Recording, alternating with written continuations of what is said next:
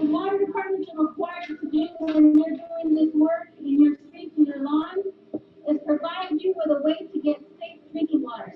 Because they know that things are getting rattled and that it's not safe to drink what's coming out of your tap anymore, right? And this is on top of all the problems people are having right now anyway, right? Right. So Elin is a community engineer, an environmental engineer. She used to work at the EPA, and she does a lot of consulting with different water departments to help educate them on what they're supposed to be telling the residents. We're finding out that water departments aren't communicating with the residents the way they're supposed to and giving them ways to have safe drinking water while this work is being done. This is the People's Water Board Coalition Water Wednesday webcast for February 16th, 2022. Welcome, welcome, welcome. We are back again, beloved community, with another installment of our Water Wednesdays webcast by the People's Water Board Coalition. And today we have the pleasure of having someone that is so monumental in her city that they have revolutionized the way people pay for drinking water. It's amazing, and it's such a pleasure to have you here, Rianna Eckel, and I'm also here with my co-host, Valerie Jean Blakely, as usual. Hi, everyone. Thank you so much for being here. Thanks so much for having me. I'm really excited. I'm glad. It's such a wonderful conversation to have and such an important conversation to have. It is. We don't always get to talk about the things that we win and how communities did it and how they, we don't always get to have those conversations. And it's a short show, so I'm going to get right into it. Yes. We really want to know, kind of tell us about how this resolution has been passed in Baltimore to get clean, affordable water to folks. Yeah, I would be happy to. So this has been a long time coming. I know that y'all in Detroit have been organizing for affordable, clean water for everyone for decades. And in Baltimore, our fight started, water had been a problem in the city for years. I think like so many cities across the country, we have aging infrastructure that is crumbling. And at the same time, water rates are skyrocketing in order to try to meet those infrastructure needs and have the department do all the necessary upgrades. And people were experiencing a lot of hardships as a result, water shutoffs and tax sale foreclosures and unaffordable bills. So back in 2016, we brought together the Baltimore Right to Water Coalition that was fighting to pass the Water Accountability and Equity Act, which includes the affordability program that I know we will get more into in just a few minutes. But I think one of the key parts of our victory, we could not have done it without the Baltimore Right to Water Coalition. I think bringing together so many different groups, so many different types of groups, really showing that the entire advocacy community and even beyond that was really behind this bill and behind, equity and justice oriented solutions for our water affordability crisis. So I think bringing together folks like unions, faith leaders, community associations, direct service organizations, advocacy groups. We even had landlords speaking out in favor of this bill because it's been such a hassle. And I think we're not always on the same side of things as landlords. So it was great. I think we really built a strong coalition that showed that there was unity around needing a solution and wanting that solution to be equity and justice focused. And I also think that wide variety of expertise, we had folks who were lobbyists who knew the political maneuverings really well. We had folks who have worked directly with impacted constituents who had gone through hardship as a result of these water bills, who knew kind of the legal process and the dispute resolution process, had come up against what it really means for folks. And so I think bringing together just that wide background, wide variety of background in folks, like we had a really strong, we're still doing the work, have a really strong team.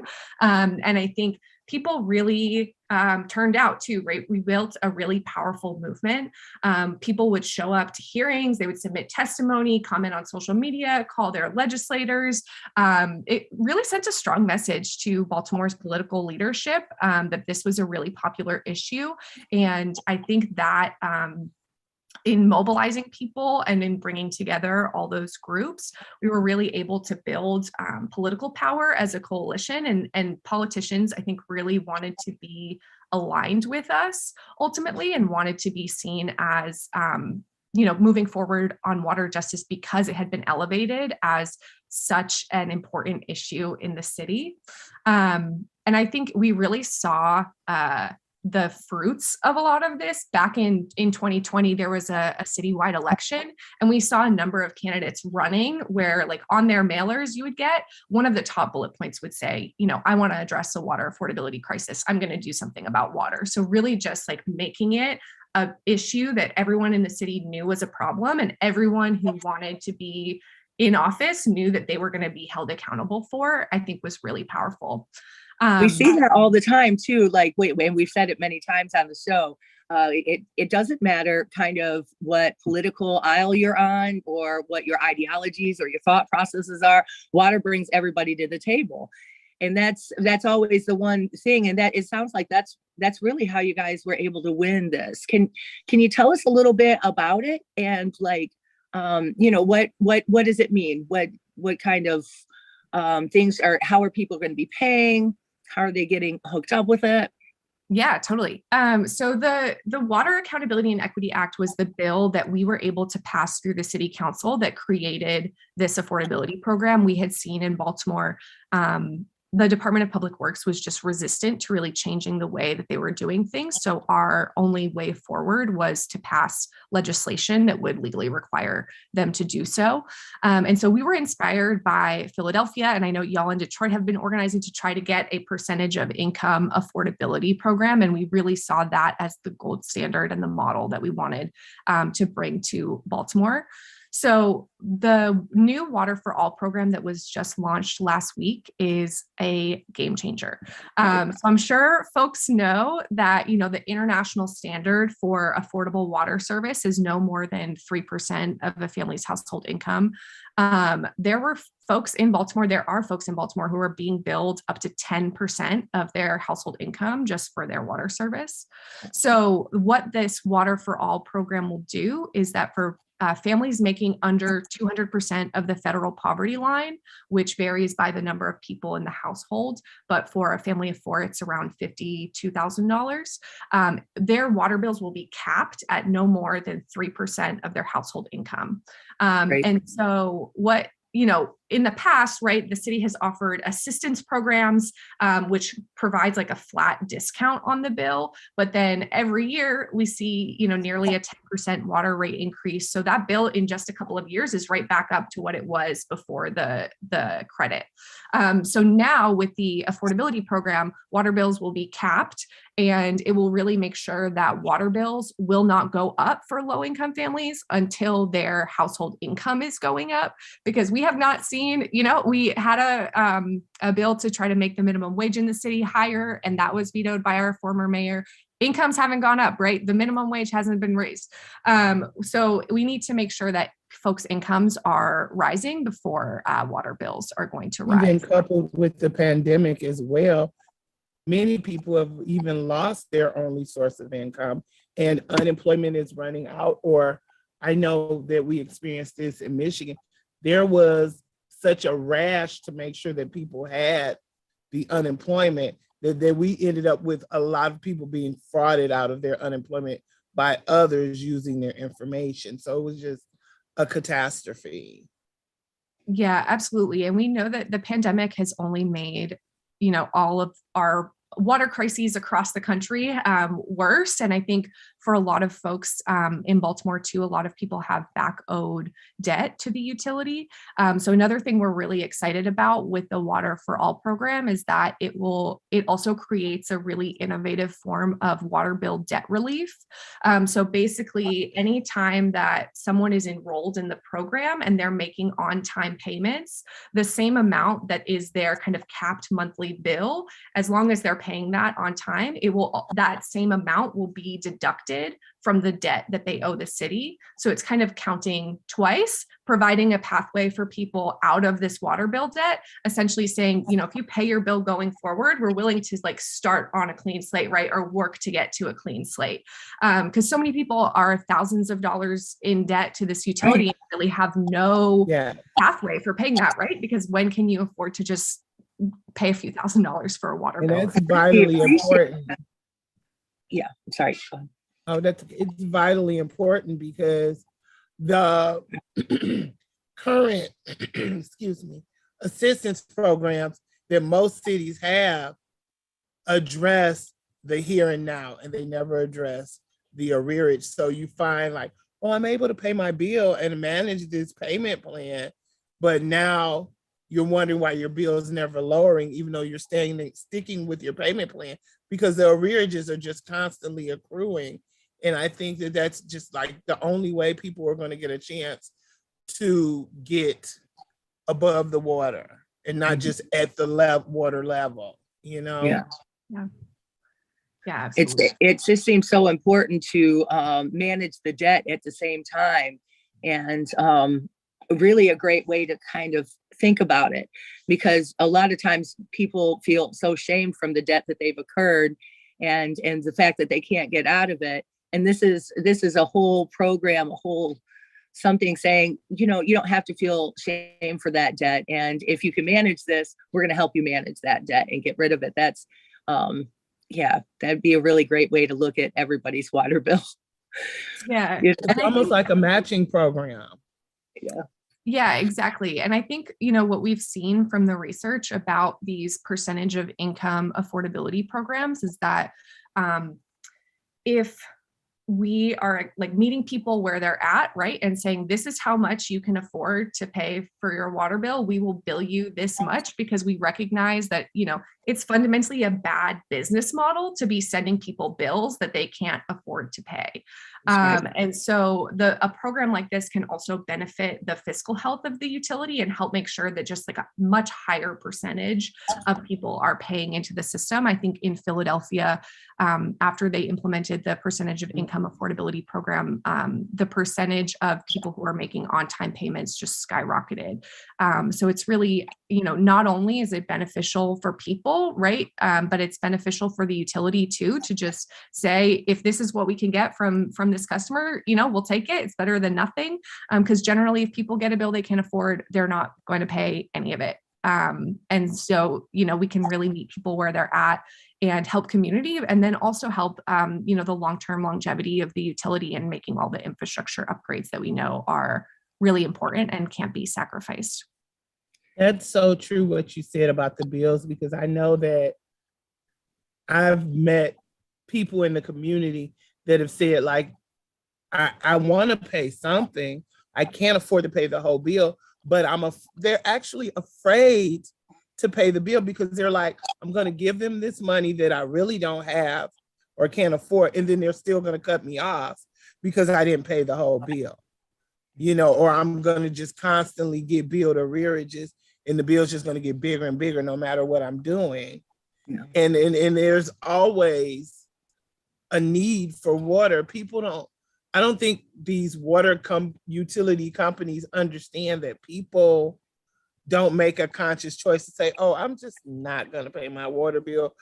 I have a whole room full of money, but I'm just not going to pay my water bill. Unless they had to sell that narrative for a long time to be able to shut off people's water en masse the way they did in Detroit, right? They had to sell that narrative. We were lazy. We didn't want to pay our bills. They go ahead and shut them off. Don't think nothing about them, because they would rather go and chill at the casino. The lies that they told so they could shut off whole neighborhoods. And you know what the irony is about that? But it did years ahead of time. I think about it, and the irony with that is that that's exactly what these huge corporations do. They say, oh, even though I have the money, I'm just not going to pay my bill. They're not going to cut us off because we're buddies, or we're a corporation, or we bring something to the city that they need, so we can get away with it. Because Well, I that's what we remember, saw in yeah, Detroit. we still see They it. didn't cut, they never cut off any corporations. They never cut off Comerica Park, and they owed 100 grand or something on water, just like some ridiculous amount. They It's never like cut Joe Louis anybody off. Arena has They cut us off. a very high 6, almost 7-figure water bill that's owed, and they're no longer open, and they still haven't gotten the money. Homer Park Golf Course, all of them, hundreds of thousands of dollars. You know, we've been fighting for a water affordability plan here in Detroit for years and years and years, since the beginning, like 2005 is when we first started putting together the water affordability plan with the People's Water Board. And there's just simply no will to give people water. There's more will to, they use water as a weapon to move people off of the land, take control of the land, do what they want with the land. Huge land grab, never any will to make sure that people could get any water. And then throughout COVID, they put us on a moratorium where they couldn't shut people's water off. Well, that ends in December. And without a water affordability plan in place by then, we are going to see unprecedented water shutoffs, mass water shutoffs. What we saw in 2013 and 2014, the winter and spring, 2013 and 14, I think this will be unprecedented. It's going to far surpass. They were shutting off 3,000 homes a week, whole neighborhoods at a time. So I predict that if we don't have a water affordability plan in place, they're probably going to shut off half the city. Yeah, people weren't able to make their ends meet, and if there's a moratorium, having to pay one of those bills, you're not going to pay it. You know what I mean? If you already can't make your ends meet, you're not going to pay it. So it's like that's why this conversation is so important, because people really need to know what's at stake. It is. And one of my other fears is that the moratorium, not only will it leave a lot of people in the lurch as far as being able to afford water, but what if by chance, knock on wood that it doesn't, the pandemic isn't over with, and you're still going to go ahead and end that moratorium December 2022, and we're going to have people. It is vital that people need water on an everyday basis, a daily basis. But in the midst of a pandemic or any type of public health pandemic, it is like paramount that they have water, because everyone knows that the first line of defense to most disease prevention is proper hand washing and sanitation. And you can't do that with bottled water. You can't. It's too costly. It's too inconvenient. Like, I just can't imagine. And I know that people like in Flint and Benton Harbor have dealt with this, where you have to take bottled water and pour it in your bathtub to take a bath, or you have to cook with it. And I was watching a documentary snippet about Flint, and there was Melissa Mays on the call, and she was saying, like, speaking about what happens when you're in the middle of cooking and you run out of bottled water for a recipe and you're just stuck. So we have to have water affordability. It is vital. It's a life or death situation at this point. It really is. That's why when we say water is life, we actually mean it. If you don't have it, you could die. And Nicole, you know firsthand, when you were without water, you got very, very sick and you never recovered from it. Your story is not unique. It happens to people a lot, you know.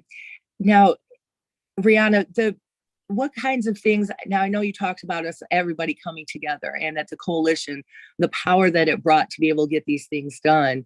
Are you hopeful that other communities are going to be able to get this passed? Is there can you give us some sort of insight on the things that maybe they could do to make sure that they have affordable water in their communities?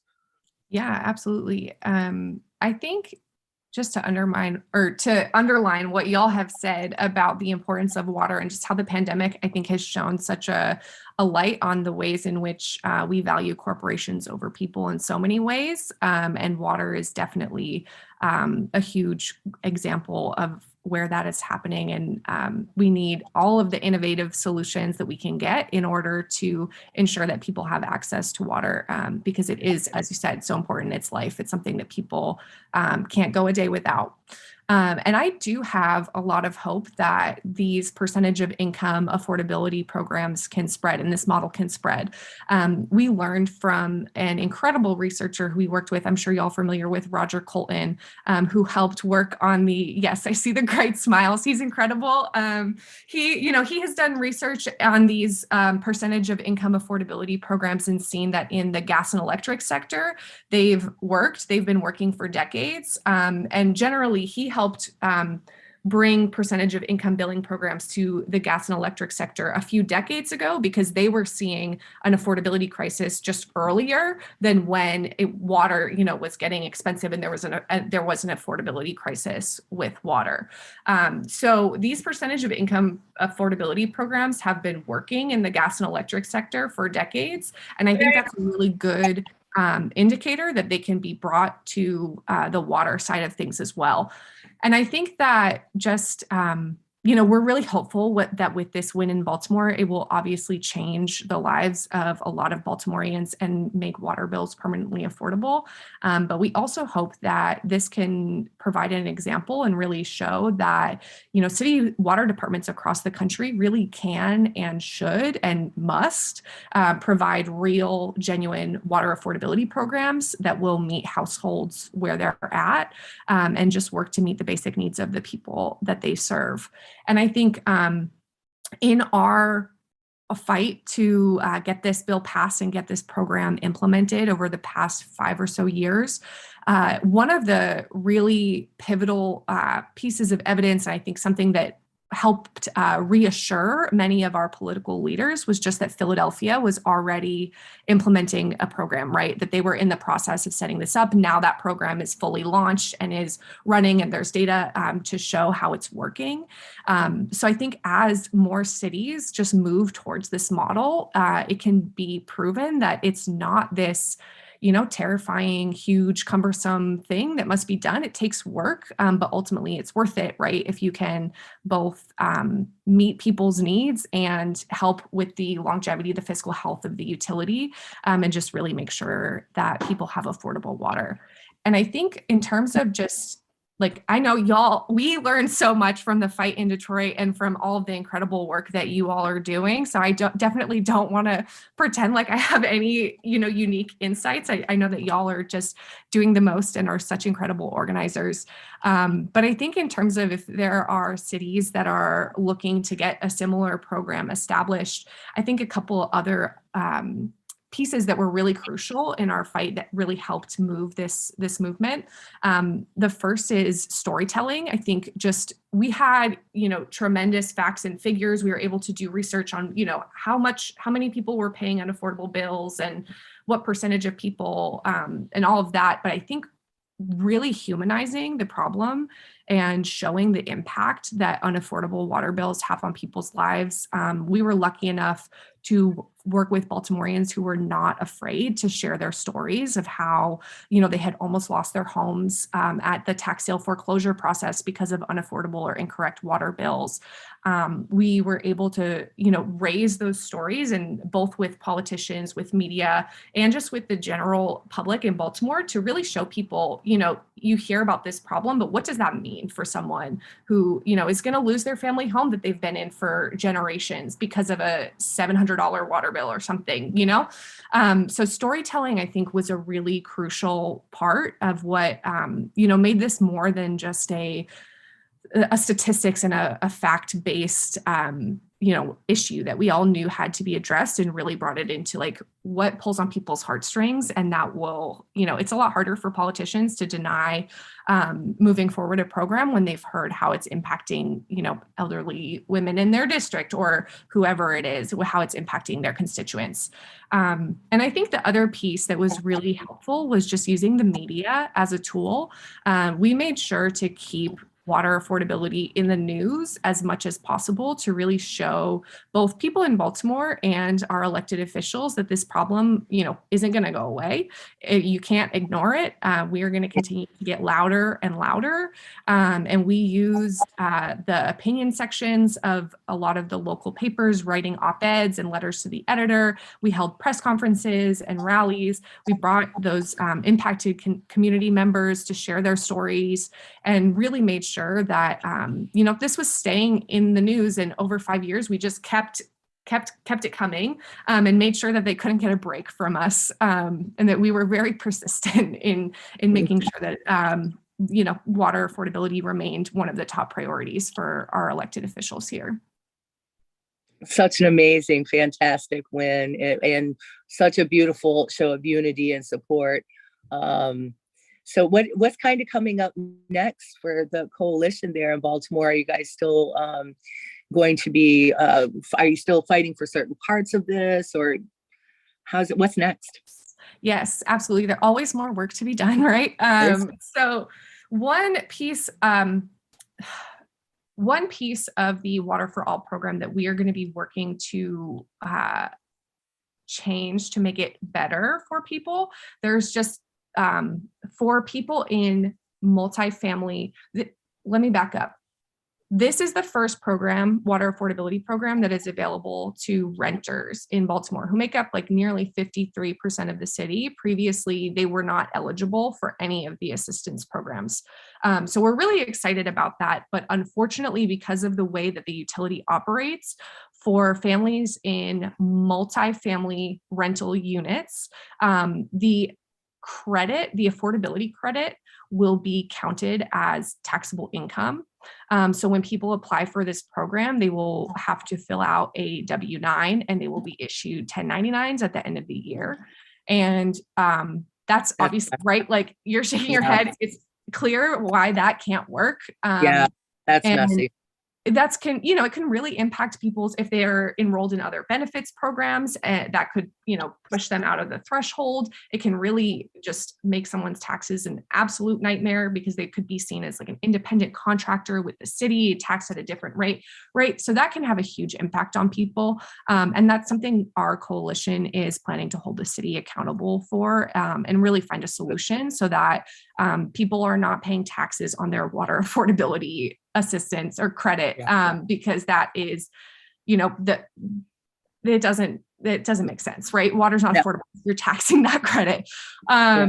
So that's one of our bigger fights. And then the other piece that we are working on, the other half of the Water Accountability and Equity Act that we passed through the City Council in 2019, was a new and improved dispute resolution process, and the creation of the Office of the Customer Advocate here in Baltimore, because we found that generally when people have a water bill that they think is incorrect, it's too high, something's wrong, when they go to the department, they have a horrible time getting a response. There's no timeline. And then they just say, oh, you must have a leak, right? Like, not our problem. So we wanted to make sure that that is not the experience that people are having, and that people can get answers in a timely manner and have a transparent and accountable process that they can believe in. Because I think a lot of the way that the department treats people fosters distrust, that their rules are accurate. And we really want to rebuild that trust with the utility and show people that, the department, if we can get water affordable, if we can provide service, right? Like, they're working for people, ultimately. And so we want to rebuild that trust. And so we are working with the city to also create the Office of the Water Customer Advocate and make sure that that piece of the bill is implemented, and we can get that new dispute resolution process up and running as soon as possible. So important too, because that we get calls all the time. Sometimes I do intake with the People's Water Board, and we get calls all the time of people just trying to navigate how to get what they need from the system. And the stuff's there, but they don't know how to get it. We have to literally help walk them through how to, navigate that system. So they don't make it easy ever, Right. ever to do that. And so having that advocacy is so important. Thank you for that work. I know that the community is going to benefit. The fact of the matter is that assistance programs don't work. I mean, we've seen that here in Detroit with the 10/30/50 plan that the mayor puts up. And I say this anytime somebody questions me about it. Okay, it starts out where you put 10% of your total bill owed down. If you default on the program, you have to put 30%. If I was struggling to get the 10% to put down, how am I going to come up with 30% to put down? And if I have to pay this in addition to my bill, how am I not going to default on it? Right. It's just, it's beyond me how they think that the plans that they have in place are conducive to people having water services. Right. Absolutely. And I think it shows too when, people have a hard time making those payments and the plans ultimately don't work, that it's clear that, it's not working for people. It's not working for the utility. Like why, trying to create assistance programs that will meet people's needs, just an exercise in futility, right? Like we need to just address the problem in a real way and create real affordability programs, so that we can have something, that the utility and the person can enter into an agreement that like the person can pay that bill, right? They can hold up that end of the deal, and it ultimately benefits, not just the people in the community, but the utility too. That's just a perfect way to end. Thank you. Thank you, my co-host, for always going down this journey with me. It's wonderful. And thank you, Rianna, for your work and for your community coming together and showing us a model of such hope. And we're hoping that we're going to be able to do the same thing, And to everybody listening, tune in next Wednesday. We've got a wonderful, we're going to be talking about shutting down Line 5 and with oil and water don't mix. It's going to be a really good Water Wednesday. And until next time, try to stay afloat and take care of each other. Bye. Bye.